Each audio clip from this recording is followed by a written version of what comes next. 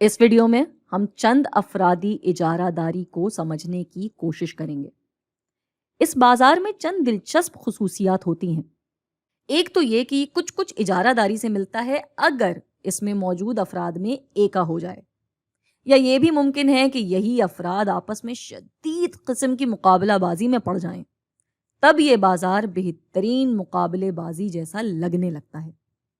मिसाल के तौर पे ये हैं वो चंद कारोबार जिनका आपस में मुकाबला है। तसव्वुर करते हैं कि ये लोग आपस में बात करते हैं कि देखो यार, इस पूरे बाजार में सिर्फ हम ही लोग तो काम कर रहे हैं, तो सारिफ के पास हमारे अलावा किसी के पास जाने का रास्ता तो है नहीं, तो क्यों ना मिलकर के ही इस बाजार में अपनी शह की मिकदार कम कर दें ताकि लोग उसको ज्यादा कीमत पे लेने पे मजबूर हो जाएं। इस तरह से हम सबका ही मुआशी मुनाफा ऊपर को चला जाएगा, जिसको ये सब मान लेते हैं। हालांकि कुछ मुल्कों में ये गैर कानूनी अमल है, लेकिन जब चंद अफरादी इजारादारी में ये हो रहा होता है तो इसको कहते हैं मिली जुली भगत या मिली भगत। और जब किसी बाजार में मौजूद कारोबार ऐसा कर रहे होते हैं तो इस सूरत हाल को कहा जाता है कार्टेल, जिसको उर्दू में इत्तेहाद भी कहते हैं। और इनके काम करने का अंदाज इजारादारी से मिलता जुलता हो जाता है, या कम से कम उनकी कोशिश यही होती है कि इजारादारी की तरह काम करें। मिसाल के तौर पे हम अक्सर चीनी के बहरान के बारे में सुनते हैं। वो दरअसल कुछ ऐसी ही तरह की मिली भगत या कार्टेल या इत्तेहाद होता है। या यहाँ हम ओपेक की मिसाल ले सकते हैं। ये 12 मुल्कों पे मबनी वो इदारा है जिसके पास इस दुनिया में तेल की फराहमी का तकरीबन 44% हिस्सा मौजूद है, और उनका आपस में इसी इत्तेहाद जैसा मुआहिदा है जिसके बायस ये इस दुनिया में कुछ कुछ इजारादारी की तरह काम कर रहे हैं। और यहाँ ये गैर कानूनी भी नहीं हुआ, क्योंकि यहाँ के उसूल तो किसी भी एक मुल्क के कानून की हुदूद से ही बाहर हैं। हम आगे की वीडियोस में देखेंगे कि इन 12 में से उस मुल्क के लिए असल में कितने मरात मौजूद हैं जो खुफिया तरीके से इस मुआहिदे को तोड़ दे।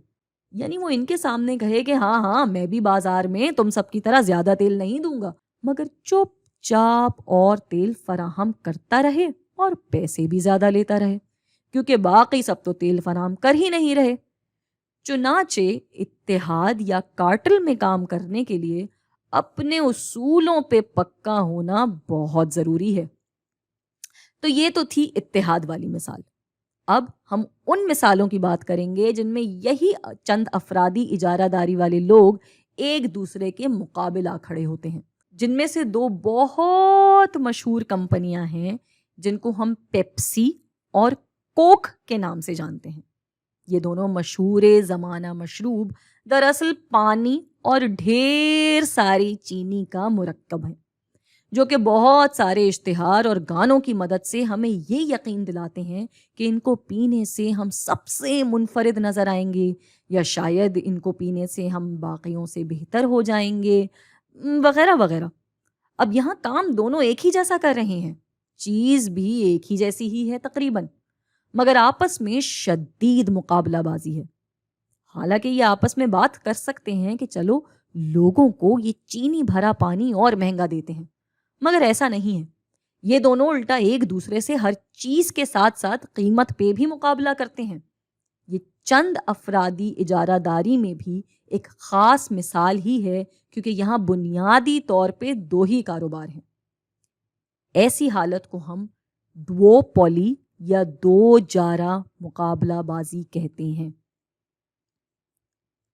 हमने पहले भी इस बारे में बात की थी कि एयरलाइन भी चंद अफरादी इजारादारी में ही आती है, मगर यहाँ ये बेहतरीन मुकाबलेबाजी वाले अंदाज में काम करती हैं। उनके पास चंद ही लोग मुकाबले पे हैं। बिकने वाली शय में भी एक दूसरे से कोई खातिर खा फर्क नहीं है, और सबकी कीमतें भी लगभग एक ही जैसी हैं। तो ये ना इत्तेहाद की मिसाल में आएगा और ना ही 2 जारा की मिसाल में, बल्कि ये एक अलग सी बाजारी हालत है जिसमें चंद अफरादी इजारादारी बेहतरीन मुकाबलेबाजी की तरह काम कर रही होती है। हाँ, मगर ऐसा अक्सर देखा गया है कि कुछ कारोबार जो ज़ाहिरी तौर पे तो इत्तेहाद में नहीं थे, वो अंदर ही अंदर साथ काम कर रहे होते हैं। ऐसे में حکومت کو مداخلت کر کے فراہمی اور قیمت کے معاملات دیکھنے ہوتے ہیں، کیونکہ حکومتیں یہی چاہتی ہیں کہ بازار بہترین مقابلے سے قریب تر انداز میں چلتا رہے، کیونکہ کاروبار جتنا اجارہ داری سے دور ہوتا ہے اتنا ہی عام عوام کے لیے فائدے مند ہوتا ہے۔